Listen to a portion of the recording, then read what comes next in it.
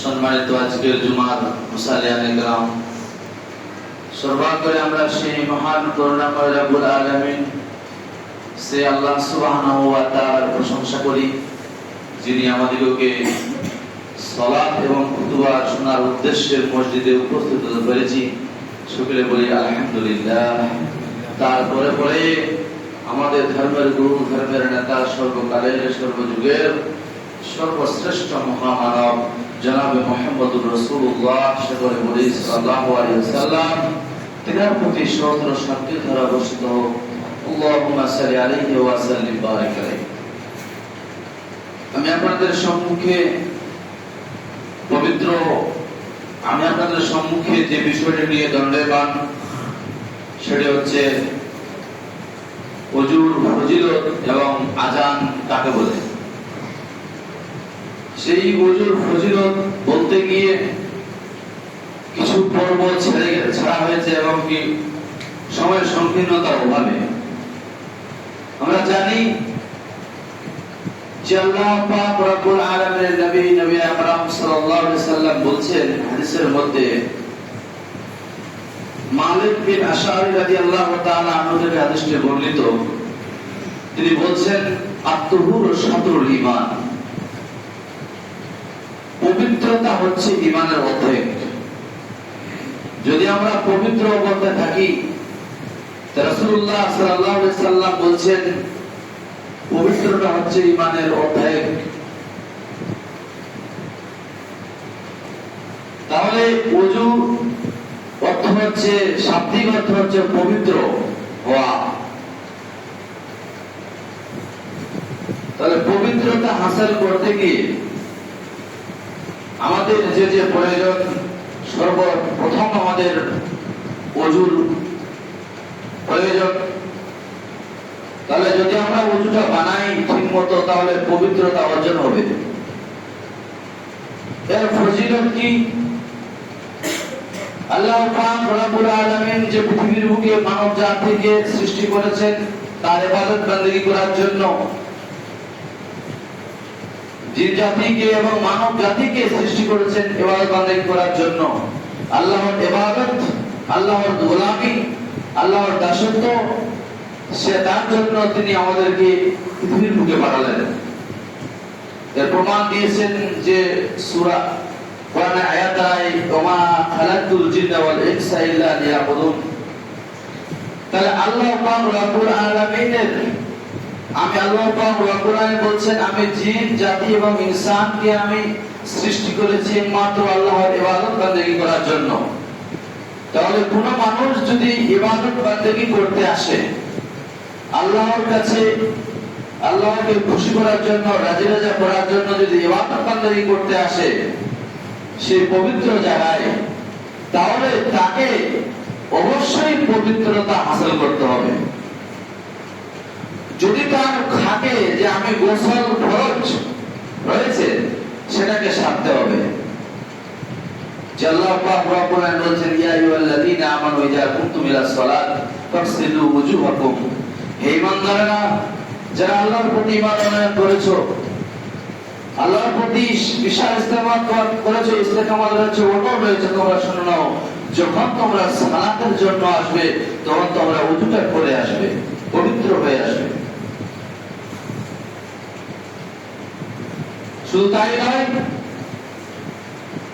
এই ওযু যদি আপনাদের থাকে সারা জীবন মৃত্যু অবধি, এই ওযু হলো আপনার যে অঙ্গ প্রত্যঙ্গ রয়েছে, আপনার যে শরীরে আত্মা চোখ কান রয়েছে, যেগুলোকে আপনি ধৌত করেন, সেগুলো কিয়ামতের দিনে চমকাবে।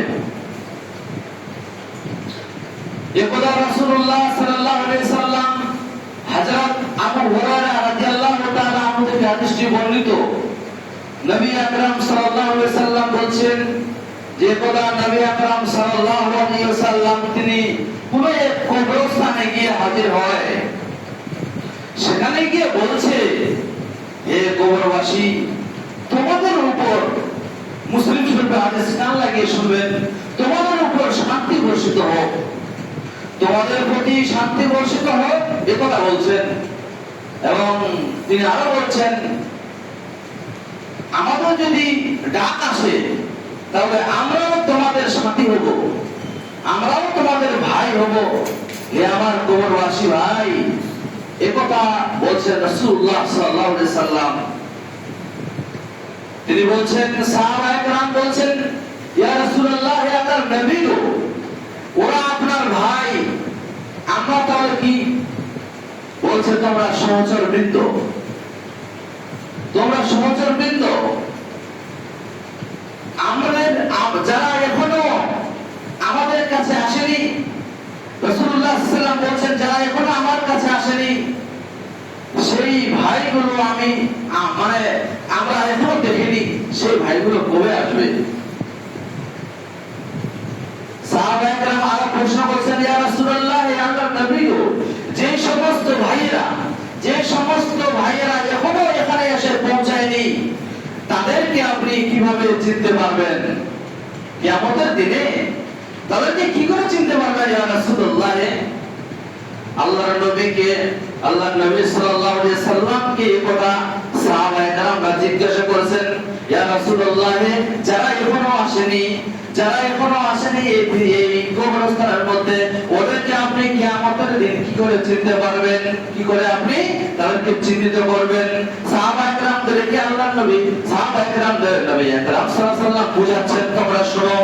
বলছে হচ্ছে এটাই, যদি একটা ঘোড়ার পালের মধ্যে অনেকগুলো ঘোড়া রয়েছে, 100 200 কিংবা 50-60টা ঘোড়া রয়েছে, সেই ঘোড়ার পালের মধ্যে যদি কোনো একটা কালো ঘোড়াকে দেওয়া হয়, সমস্ত ঘোড়া এক রঙের, আর এমন একটি ঘোড়া রয়েছে যেই ঘোড়াটা মানে কপালের মধ্যে একটা সাদা দাগ রয়েছে, পায়ের মধ্যে একটা মানে নীলা দাগ রয়েছে, সাদা দাগ এবং নীলা দাগ দেখায়, সেই দাগ নিশ্চয়ই ও মানে আল্লাহ আলাদা দেখাবে। এবং তার সমস্ত ঘোড়া যদি কালো হয়ে যায় আর তাকে যদি দেখানো হয়, তার যদি গায়ে যদি কপালে যদি একটা যদি সাদা দাগ থাকে কিংবা সবুজ একটা দাগ থাকে, তাহলে তার মালিককে কি চিনতে অসুবিধা হয়?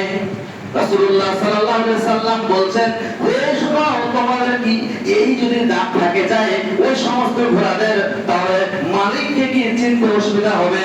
সাহাবারা বলছেন, না না ইয়া রাসূলুল্লাহ, আল্লাহর নবী গো, ওই সমস্ত ঘোড়াদের চিনতে কোনো অসুবিধা হবে না। বলো অনুরূপ ভাবে যে সমস্ত লোকেরা মুত্তাকি হবে, পরহেজগার হবে, খোদাবীর হবে, আল্লাহওয়ালা হবে, তারা 5 ওয়াক্ত সালাতের জন্য, পবিত্রতা হাসিলের জন্য তারা ওযু করবে, সালাতের জন্য, কোরআন তেলাওয়াত করার জন্য, জিয়ারত করার জন্য তারা সব সময় কি করবে? পবিত্র অবস্থায় থাকার জন্য তারা ওযু করবে।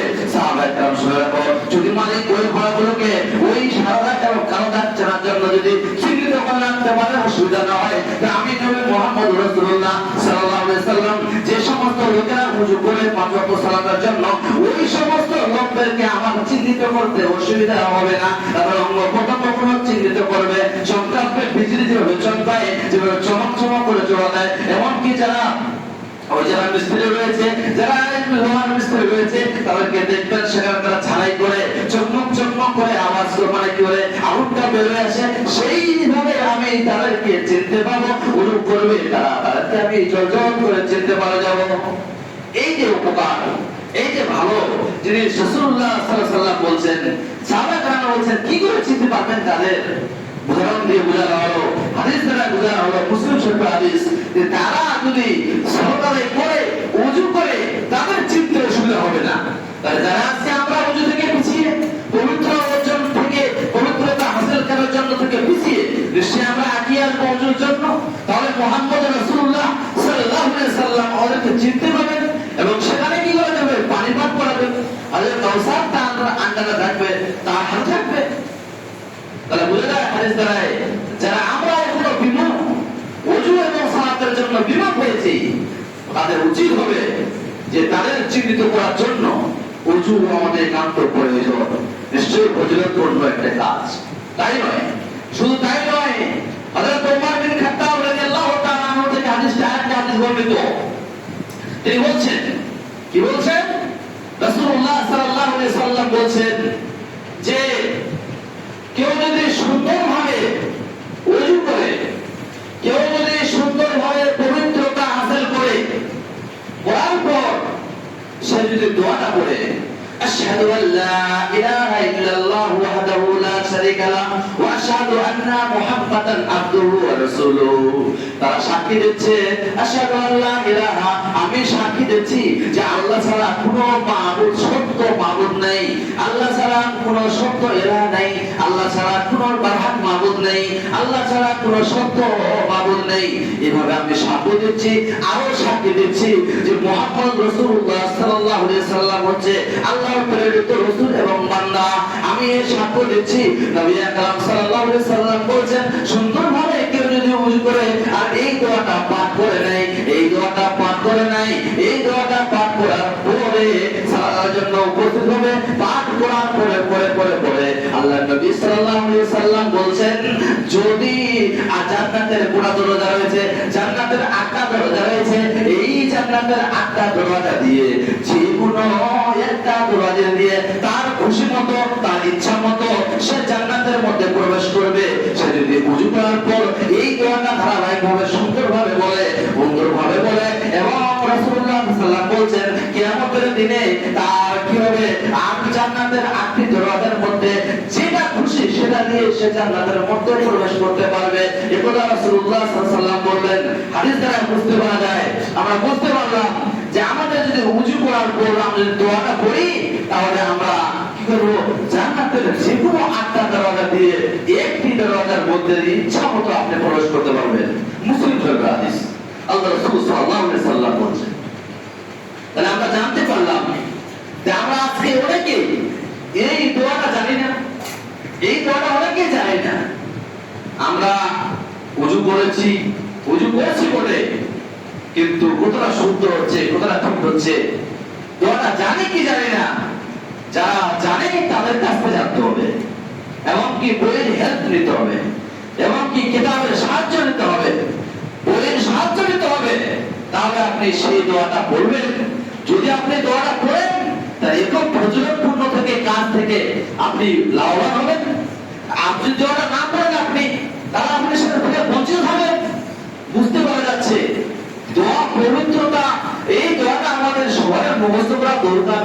যেহেতু আমরা ওযু জন্য আমরা আসি, সালাতের জন্য আসি, নামাজের জন্য আসছি, তাই ও দোয়াটা আমাদের পরিপূর্ণভাবে সুন্দরভাবে মুখস্থ করতে হবে।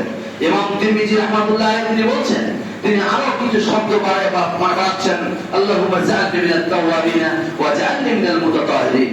তিনি এই দোয়াটা বাড়াচ্ছেন, এই শব্দগুলো বাড়াতে পারেন। যা বলতে চাচ্ছিলাম, দোয়া আমাদের নিশ্চয়ই আমাদের আজকে সমাজের লোকেরা আমাদের অনেক দোয়া থেকে আমরা বঞ্চিত রয়েছি।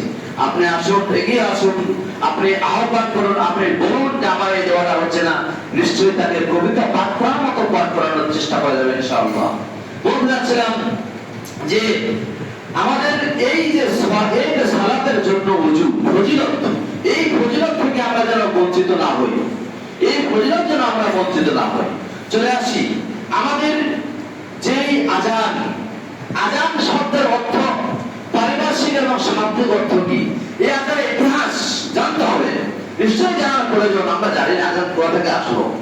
আযানের শাব্দিক অর্থ হচ্ছে ডাকা, আওয়াজ করা, আহ্বান করা, শাব্দিক অর্থ। পারিভাষিক অর্থ হচ্ছে নির্দিষ্ট বাক্য দ্বারা, নির্দিষ্ট বাক্য দ্বারা, নির্দিষ্ট সময়ে, নির্দিষ্ট বাক্য দ্বারা যে বাক্যগুলো রয়েছে, সেই বাক্য ব্যতীত অন্য বাক্য বলা যাবে না। সেই বাক্য ছাড়া ও নির্দিষ্ট বাক্য দিয়ে নির্দিষ্ট সময়ে আপনি ইচ্ছা মতো যখন বলতে পারেন না, নির্দিষ্ট বাক্য দিয়ে নির্দিষ্ট সময়ে সালাতের জন্য, প্রার্থনার জন্য যে মুসলমান সম্প্রদায়কে না মানুষকে দেখানো হয়, সেটাই হচ্ছে মানুষকে দেখানো হয়, মানুষকে ডাক দেওয়া হয় সালাতের জন্য, সেটাই হচ্ছে আযান। শাব্দিক অর্থ আপনারা পেয়ে গেলেন, সেই ইসলামিক শরীয়তের বিধান অনুযায়ী শাব্দিক এবং পারিভাষিক অর্থ আমাদের মানে পরিষ্কার হয়ে গেল। এই আযান যদি মানুষ দেয় কি হবে? এই আযানের ইতিহাস কোথা থেকে আসলো? মদিনার মাটিতে যখন মুসলমানরা হাজির হয়, তখন তারা আনুমানিক নামাজ পড়তো, আনুমানিক একটা সময়ে, আনুমানিক তারা সময়ের উপর তারা সালাত আদায় করতো। হযরত আনাস রাদিয়াল্লাহু তাআলা আনহু থেকে হাদিসটি বর্ণিত, তিনি বলছেন, আমরা কি করলাম, একটা বৈঠক করার জন্য করলাম সেটা হচ্ছে ঈশার সালাতের পরে। ঈশার সালাতের পরে আমরা কি করব? আজানের ইতিহাসটা জেনে রাখুন। তবে সালাতের জন্য আমরা নামাজ ঈশার সালাতের পরে আমরা বৈঠকে বসবো। সাহাবায়ে কেরাম এবং নবী করিম সাল্লাল্লাহু আলাইহি সাল্লাম তিনারা সবাই বৈঠকে বসলেন। বসার পর রাসূলুল্লাহ সাল্লাল্লাহু আলাইহি সাল্লাম বলছেন, কে কি জানো, মানে কিভাবে নামাজের জন্য ডাক দেয়া যায় সেই বিষয়টা নিজের মত পেশ করো। কেউ বলছে ইয়া রাসূলুল্লাহ, ইয়া আল্লাহর নবী গো। কেউ বলছে ঘন্টা বাজানো হবে, কেউ বলছে ঘন্টা বাজানো হবে, বাজিয়ে বলতে হবে, বাজিয়ে দিতে হবে। কেউ বলছে আগুন জ্বালিয়ে দিতে হবে, কেউ বলছে আগুন জ্বালিয়ে দিতে হবে। আগুন জ্বালালে লোকেরা বুঝতে পারবে যে নামাজের সময় হয়ে গেছে। রাসূলুল্লাহ বলছেন এই উক্তি নেওয়া যাবে না, এই উক্তিটা ছিল ইহুদিদের কাজ। ঘন্টা কে বলছে কি, কেউ বলছে বাঁশি বাজানো হবে, বাঁশি বাজানো হবে। রাসূলুল্লাহ বলছেন এটাও করা যাবে না, এটাও ইহুদিদের একটা কাজ। এভাবে করে রাসূলুল্লাহ সাল্লাল্লাহু আলাইহি সাল্লাম অমত, তাদের কথা শুনে অমত খাচ্ছেন, অমত হচ্ছেন যে এটা হবে না। কেউ বলছেন ঘন্টা, কেউ বলছেন বাঁশিতে ফুঁকতে হবে, কেউ বলছে আগুন জ্বালানো হবে। তিনটাই অমত। এবং এক সাহাবী তিনি বলছেন ইয়া রাসূলুল্লাহ, ইয়া আল্লাহর নবী গো, তিনি বলছেন আমি এমন একটা স্বপ্ন দেখেছি। বলছে এক সাহাবী তিনি স্বপ্ন দেখছেন, তার নাম আব্দুল্লাহ বিন যায়েদ বিন রাবি। আব্দুল্লাহ বিন যায়েদ স্বপ্ন দেখছেন যে একটা লোক রাত্রি বেলায় একটা ঘন্টা নিয়ে চলে যাচ্ছে। যেতে যেতে যেতে যেতে যেতে আব্দুল্লাহ বিন যায়েদ যিনি স্বপ্ন দেখতেছেন তিনি বলছেন, হে লোক পড়ব, হে লোক শুনে নাও, তুমি যে ঘন্টাটা দেখছো এটা কিসের জন্য, তুমি এই কাজ কি করবো? বলছে এটাকে তুমি বিক্রি করবে। বলছে এটাকে তুমি কি করবে, এটা তুমি কি দিয়ে কি করবে? বলছে আমি এটাকে দিয়ে আমার সালাতের জন্য, আল্লাহর যে ফরজকৃত সালাত, এই জন্য মানুষদেরকে আহ্বান করব, মানুষদেরকে আহ্বান করে আওয়াজ দিয়ে জানাবো। এই কথা তিনি স্বপ্ন দেখছেন আব্দুল্লাহ বিন যায়েদ। রাসূলুল্লাহ সাল্লাল্লাহু আলাইহি ওয়াসাল্লাম বলছে এই স্বপ্ন তিনি দেখতেছেন, দেখার পর তিনি বলছেন যে তুমি ঢমঢম ঢমঢম করে আওয়াজ করবে, এটা থেকে তোমাকে কি ভালো বাক্য বলে দিতে পারবো না। বলছে কি বাক্য জানাবো? আল্লাহর ওই লোকটা বলছে, স্বপ্নে দেখতেছে, বলছে তুমি বলবে আল্লাহু আকবার, আল্লাহু আকবার, আল্লাহু আকবার, আল্লাহু আকবার, আশহাদু আল্লা ইলাহা ইল্লাল্লাহ, আশহাদু আল্লা ইলাহা ইল্লাল্লাহ, আশহাদু আন্না মুহাম্মাদুর রাসূলুল্লাহ, আশহাদু আন্না মুহাম্মাদুর রাসূলুল্লাহ। এভাবে তিনি ডবল করে দিয়ে বললেন। বলে তিনি স্বপ্ন ভেঙে গেল।